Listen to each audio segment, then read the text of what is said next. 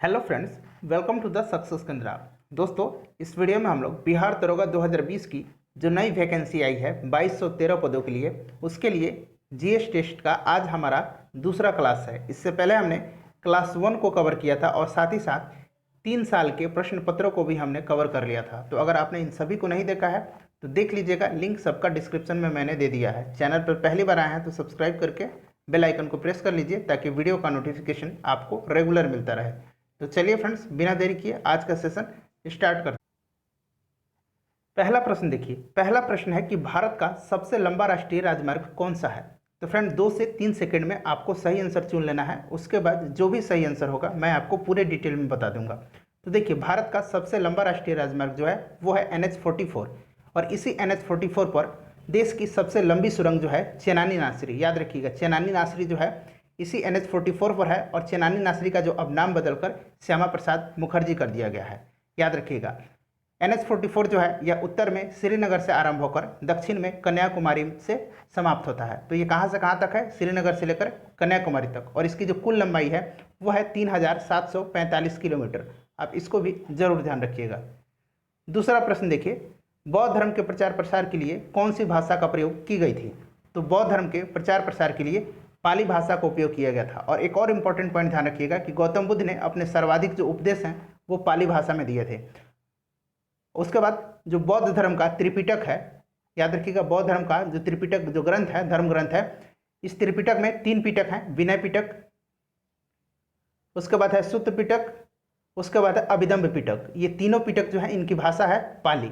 याद रखिएगा। अगला क्वेश्चन देखिए, क्वेश्चन नंबर 3। चंगेज खां किसके शासनकाल में सिंधु नदी के तट पर पहुंचा था। तो देखिए, चंगेज खां जो है ये इल्तुतमिश के शासनकाल में है, सिंधु नदी के तट पर आया था। इल्तुतमिश जो था यह गुलाम वंश का तीसरा शासक था। ठीक है फ्रेंड्स, और इसको चंगेज खां ने पराजित करके वापस जो है मंगोलिया लौट गया था।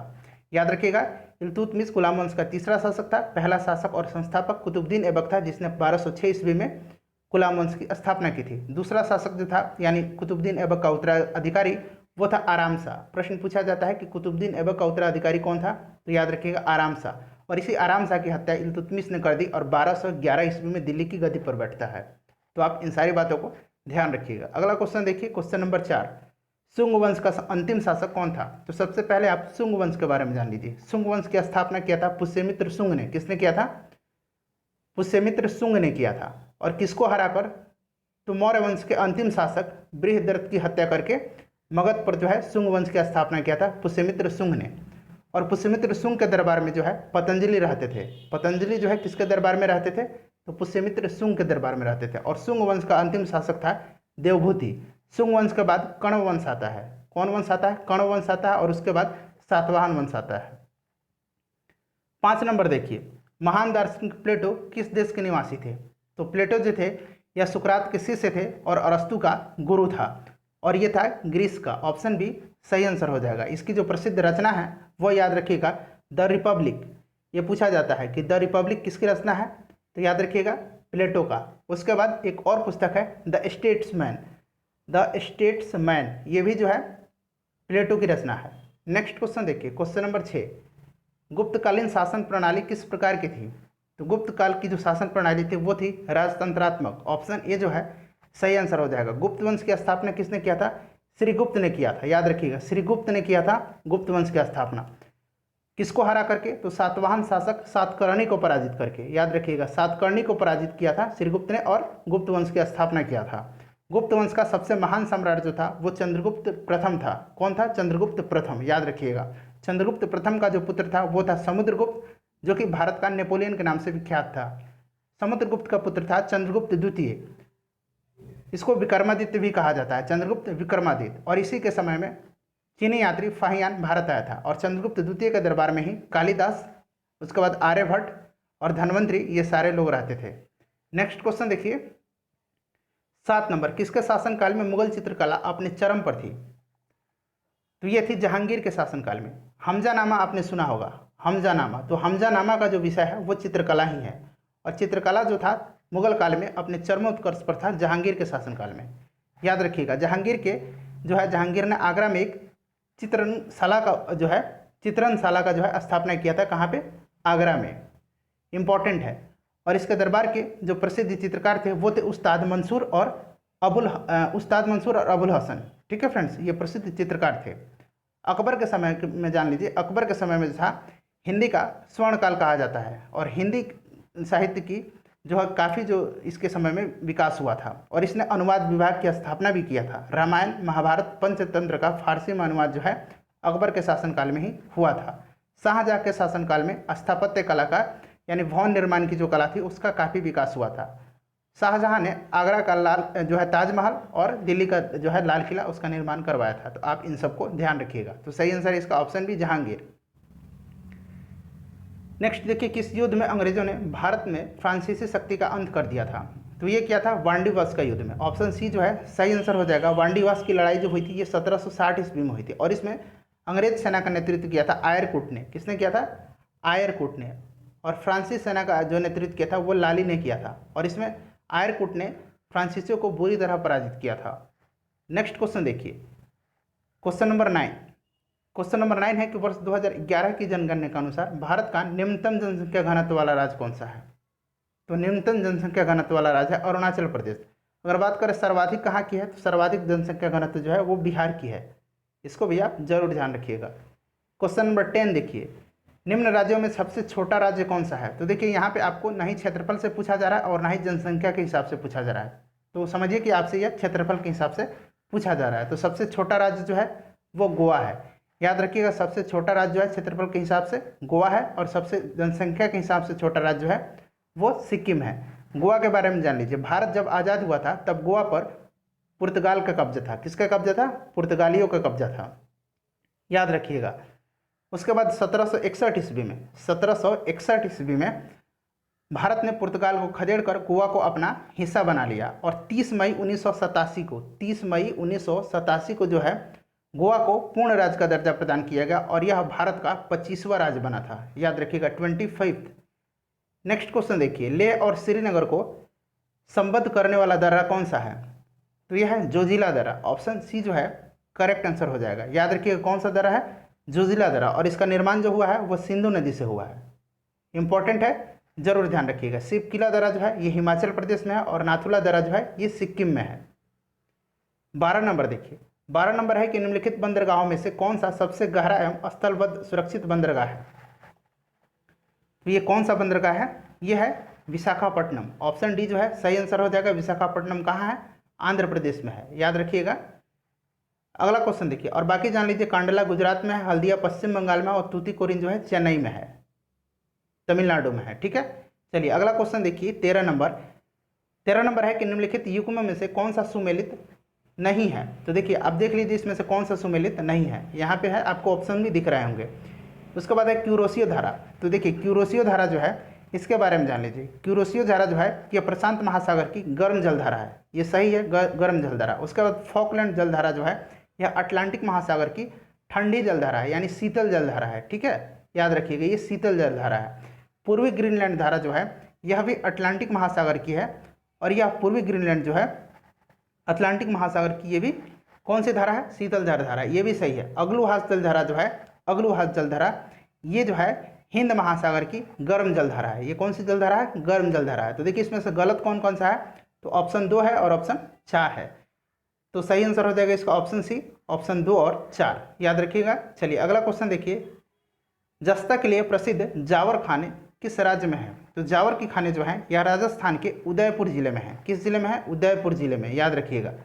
सही आंसर हो जाएगा ऑप्शन सी, उदयपुर जिला। और किस लिए प्रसिद्ध है? तो जस्ता के लिए, यानी जिंक के लिए। फ्रेंड्स मैं उम्मीद कर रहा हूँ कि वीडियो आपको पसंद आ रही है, तो प्लीज़ वीडियो को लाइक कर दीजिए और इसे ज़्यादा से ज़्यादा शेयर कीजिए। राष्ट्रीय मशरूम अनुसंधान एवं प्रशिक्षण केंद्र कहाँ स्थित है? तो राष्ट्रीय मशरूम अनुसंधान एवं प्रशिक्षण केंद्र जो है यह है चंबा घाटी सोलन में, और ये कहाँ है?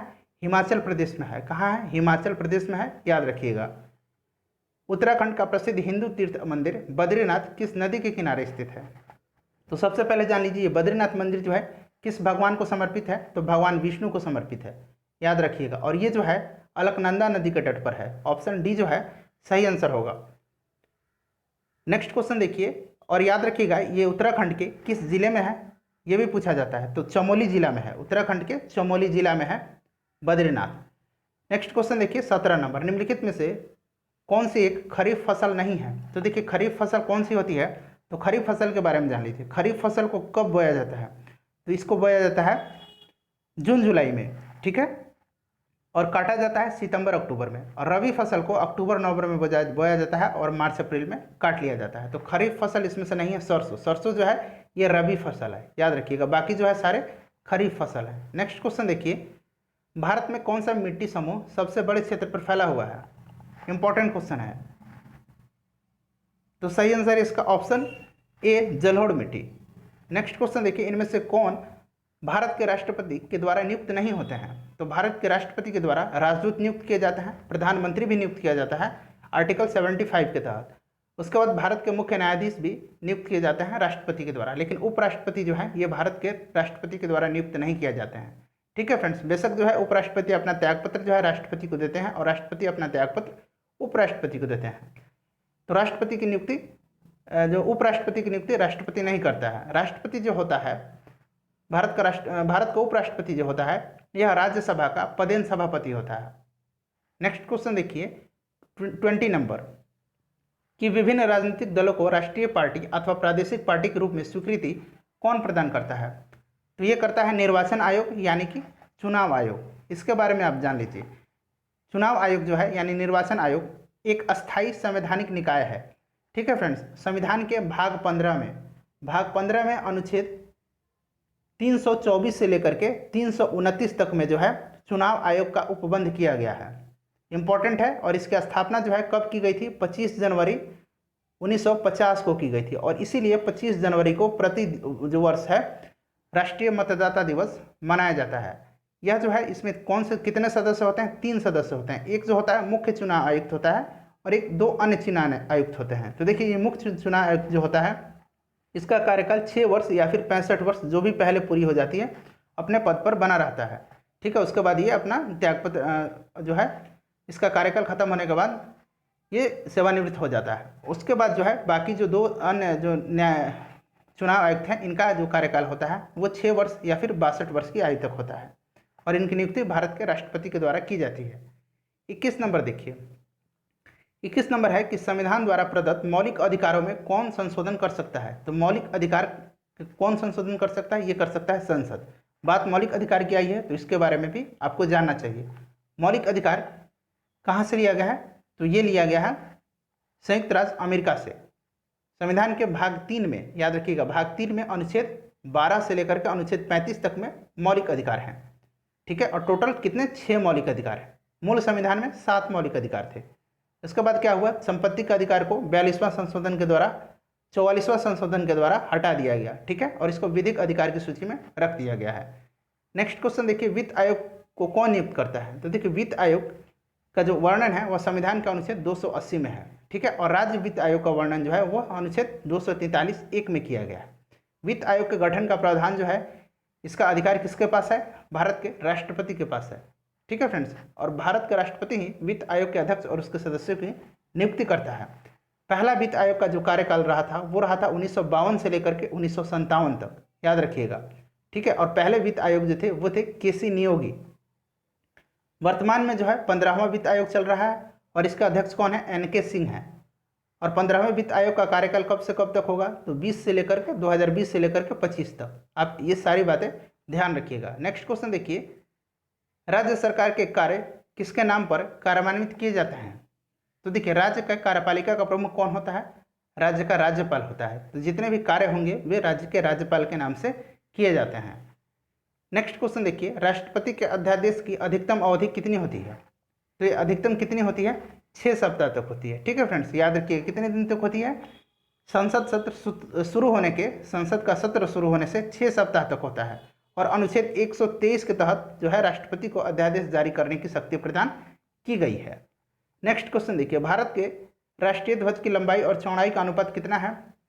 तो यह है 3:2। और राष्ट्रीय ध्वज का डिजाइन किसने तैयार किया था, पिंगली बंकैया ने। किसने किया था, पिंगली बंकैया ने गांधी जी के निर्देश के अनुसार इन्होंने किया था। और उस समय जो झंडा था केसरिया था, उसके बाद बीच में सफ़ेद था और ये चरखा था, तो चरखा झंडा था। ठीक है, उसके बाद क्या हुआ, जब जब संविधान बनना शुरू हुआ तो उस समय झंडा समिति का एक गठन किया गया और इसका अध्यक्ष डॉक्टर राजेंद्र प्रसाद को बनाया गया और इसी समिति ने इस जो चरखा झंडा था इसके स्थान पर अशोक चक्र को रखा था। ठीक है फ्रेंड्स, अशोक चक्र में कितनी तिलियां हैं याद रखिएगा, 26 तिलियां हैं।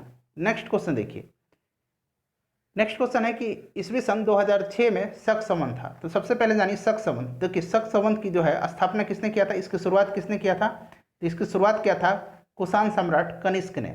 और कब किया था, तो इसको भी याद रखना है 78 ईस्वी में। ठीक है, याद रखिएगा। अब देखिए यहाँ से आपको कह रहा है कि 2001 में शक संवत निकालता है, तो कुछ नहीं करना है, आपको 2006 में से 78 को माइनस कर देना है। जब इतना कीजिएगा तो कितना आ जाएगा 1928। अगर आपसे पूछा जाए कि 2020 में शक संवत बताइए, तो इसमें से आप 78 को माइनस कर दीजिए, तो कितना निकल के आ जाएगा 1900, कितना आ जाएगा 1900, अब माइनस करके देख लीजिए 42 आ जाएगा। ठीक है फ्रेंड्स, चलिए अगला क्वेश्चन देखिए। अगला क्वेश्चन है कि अरुणाचल प्रदेश और सौराष्ट्र जो कि कहाँ है, महाराष्ट्र में है, सौराष्ट्र में काठियावाड़ में सूर्योदय के समय में फर्क लगभग कितने घंटे का होता है। तो आप सभी जानते हैं कि जो है अरुणाचल प्रदेश में पहले सुबह भी होता है और पहले शाम भी हो जाता है, तो ये 2 घंटा का अंतर होता है। याद रखिएगा कितने देर का, 2 घंटे का अंतर होता है। अरुणाचल प्रदेश को उगते सूर्य का भूमि भी कहा जाता है। नेक्स्ट क्वेश्चन देखिए कि इनके शासनकाल में वर्धमान महावीर और गौतम बुद्ध दोनों ने अपने सिद्धांतों के प्रवचन दिए। तो ये दिए थे अजात शत्रु के शासनकाल में, और अजात शत्रु के शासनकाल में ही गौतम बुद्ध को ज्ञान की प्राप्ति हुई थी। ठीक है फ्रेंड्स, याद रखिएगा। नेक्स्ट क्वेश्चन देखिए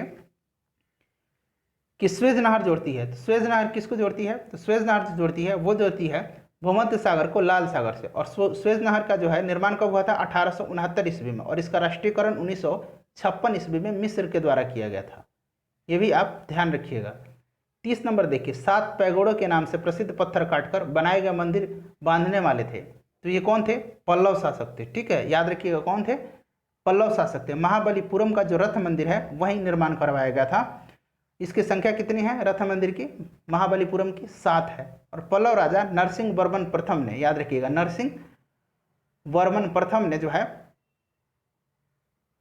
नरसिंह वर्मन प्रथम ने जो है महाबलीपुरम के रथ मंदिर का निर्माण करवाया था। नेक्स्ट क्वेश्चन देखिए, भारत में सबसे बड़ा बाघ अभ्यारण्य कौन है इनमें से, तो ये है नागार्जुन सागर। ठीक है, कौन है, नागार्जुन सागर, और ये कहाँ है, ये है आंध्र प्रदेश में। और दूसरा जो है, दूसरा है कौन सा, मानस, और तीसरा जो है कौन सा, इंद्रावती। इंद्रावती कहाँ है, छत्तीसगढ़ में है, और मानस कहाँ है, असम में है। नेक्स्ट क्वेश्चन देखिए, वैदिक काल में सामाजिक विभाजन का आधार क्या था, तो उस समय था व्यवसाय। ऑप्शन बी जो है सही आंसर हो जाएगा, व्यवसाय था, आपको ध्यान रखना है। और इसी के कारण जो है अलग अलग धर्म जो है उस समय पनपे। नेक्स्ट क्वेश्चन देखिए कि कोंकण रेलवे कॉरपोरेशन की स्थापना खाली स्थान दिया गया है के बीच ब्रॉड गेज रेल लाइन बांधने के लिए की गई थी। तो ये किया गया था किसके बीच, रोहा और मंगलौर के बीच में। कहीं कहीं आपको मिलेगा उडुपी और मंगलौर के बीच में भी। ठीक है, तो ये भी आप जरूर ध्यान रखिएगा। कोंकण रेलवे का जो हेडक्वार्टर है वो कहाँ है, बेलापुर नवी मुंबई में है, बेलापुर नवी मुंबई में। नेक्स्ट क्वेश्चन देखिए 34 नंबर, थोड़ा सा मैं बड़ा कर देता हूँ। हाँ, अब देखिए 34 नंबर प्रश्न है कि विश्व में भारत अग्रगणी है किसके निर्यात में, तो यह है अबरख के निर्यात में। नेक्स्ट क्वेश्चन देखिए, क्वेश्चन नंबर 35, भारत में स्थित उच्चतम पर्वतीय शिखर है इनमें से कौन सा। तो भारत में सबसे ऊंचा जो पर्वत शिखर है वो है गॉडविन ऑस्टिन यानी काराकोरम 2 K2। अगर बात करें विश्व की सबसे ऊंची पर्वत चोटी कौन सी है, तो यह है माउंट एवरेस्ट। माउंट एवरेस्ट की कितनी ऊंचाई है, ये भी पूछा जा सकता है।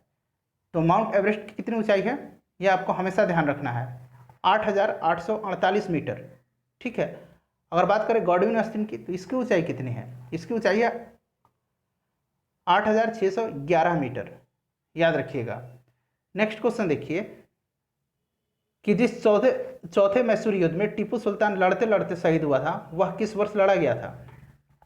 तो चौथा जो है कब लड़ा गया था, 1799 ईस्वी में। और इसमें जो क्या था, जो अंग्रेज सेना का नेतृत्व किया था लॉर्ड वेलेस्ली ने, इसने टीपू को मार करके मैसूर राज्य को पर कब्जा कर लिया था। नेक्स्ट क्वेश्चन देखिए, केंद्र सरकार को सबसे अधिक जो है शुद्ध राजस्व कहाँ से प्राप्त होता है, ये प्राप्त होता है कस्टम ड्यूटी से। अगला क्वेश्चन देखिए कि हमारे संविधान में निम्नलिखित में से किस मूलभूत अधिकारी का समावेश नहीं किया गया है। अधिकार होगा, अधिकारी नहीं होगा। किस अधिकार का समावेश नहीं किया गया है, तो ये नहीं किया गया है काम का अधिकार को। ठीक है, समानता का अधिकार है, प्रेस की स्वतंत्रता का भी अधिकार है, और धर्म का भी अधिकार है। किसी भी धर्म को आप अबाध रूप से मानने के लिए, उसका प्रचार प्रसार करने के लिए पूरी तरह से स्वतंत्र हैं। 39 नंबर देखिए, भारत के पश्चिमी किनारे पर पांव रखने वाला प्रथम यूरोपीय नाविक इस देश का था। तो पहला कौन था? वास्को डी गामा था। कब आया था? तो 1498 ईस्वी में कालीकट में आया था।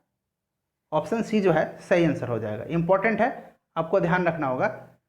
नेक्स्ट क्वेश्चन देखिए, नेक्स्ट क्वेश्चन है कि निम्नलिखित में से किस राज्य में चंदन के घने जंगल हैं? तो चंदन के घने जंगल कहाँ हैं? कर्नाटक में है। याद रखिएगा, कहाँ है? कर्नाटक में है। अगला क्वेश्चन देखिए कि केंद्रीय मंत्रिमंडल अपने कार्यकलाप के लिए उत्तरदायी है। तो केंद्रीय मंत्रिमंडल जो है किसके प्रति उत्तरदायी होता है? ये उत्तरदायी होता है लोकसभा के प्रति। अनुच्छेद 75(3) के अंतर्गत जो है इसकी चर्चा की गई है। अनुच्छेद 75(3) के अनुसार जो मंत्रिमंडल है केंद्र का, वो लोकसभा के प्रति उत्तरदायी होता है। भारत की जलवायु कहलाती है। इंपॉर्टेंट क्वेश्चन है। और फ्रेंड्स, वीडियो को शेयर जरूर कर दीजिएगा। और इससे पहले हमने जीएस का हमारा पहला टेस्ट हो चुका है और साथ ही साथ प्रीवियस ईयर के 3 प्रश्न पत्रों को भी हमने कवर कर लिया था। तो आप इन सबको देख लीजिएगा, सबका लिंक मैंने डिस्क्रिप्शन बॉक्स में दे दिया है। तो भारत की जलवायु के बारे में जान लीजिए। देखिए, भारत का अक्षांशीय विस्तार जो है आधा कर्क रेखा के उत्तर है और आधा कर्क रेखा के दक्षिण में पाया जाता है। अतः भारत में जो है पूर्णतः उष्णकटिबंध क्षेत्र नहीं स्थित है। उपोष्ण कटिबंध में स्थित भारत की जलवायु पर उत्तर में हिमालय और दक्षिण में हिंद महासागर का पर्याप्त प्रभाव है। अतः भारत की जलवायु को उपोष्ण कटिबंधीय मानसून कहा जाता है। ऑप्शन बी जो है सही आंसर होगा। अगला क्वेश्चन देखिए कि निम्नलिखित में से किस ग्रीक शासक को चंद्रगुप्त मौर्य ने हराया था? तो चंद्रगुप्त मौर्य ने हराया था सेल्यूकस निकेटर को। और ये कौन था सेल्यूकस निकेटर? ये था सिकंदर का सेनापति। ठीक है, और इसी सेल्यूकस ने मेगास्थनीज को भेजा था चंद्रगुप्त मौर्य के दरबार में। मेगास्थनीज किसका दूत था? तो सेल्यूकस निकेटर का। मेगास्थनीज की प्रसिद्ध पुस्तक कौन सी है? इंडिका है। तो आप इन सबको ध्यान रखिएगा। नेक्स्ट क्वेश्चन देखिए 44 नंबर, निम्नलिखित में से कौन सा विषय केंद्रीय सूची में नहीं है? तो देखिए, केंद्रीय सूची में जो नहीं है वो है जंगल। जंगल जो अब है समवर्ती सूची में है। याद रखिएगा, ये संघ सूची में नहीं है, समवर्ती सूची में है।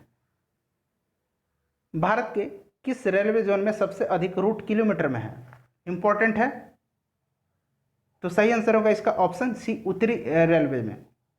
अगला क्वेश्चन देखिए, अगला क्वेश्चन है 46 नंबर। 46 नंबर क्वेश्चन भी इंपॉर्टेंट है। देखिए, निम्नलिखित में से कौन सा विश्व का सबसे छोटा महासागर है? तो विश्व का सबसे छोटा महासागर कौन सा है? सबसे छोटा महासागर जो है वो है आर्कटिक महासागर। अगर बात करें सबसे बड़ा महासागर, तो सबसे बड़ा महासागर कौन सा है? प्रशांत महासागर, पैसिफिक ओशियन। और सबसे गहरा भी है। सबसे बड़ा और गहरा कौन सा है? प्रशांत महासागर है। अंग्रेजी में भी आप ध्यान रखिएगा, पैसिफिक ओशियन। नेक्स्ट क्वेश्चन देखिए, किसी टेस्ट पारी में सर्वाधिक 4 रन अभिजीत यानी नॉट आउट बनाने का रिकॉर्ड किस खिलाड़ी के नाम है? तो ये है ब्रायन लारा के नाम।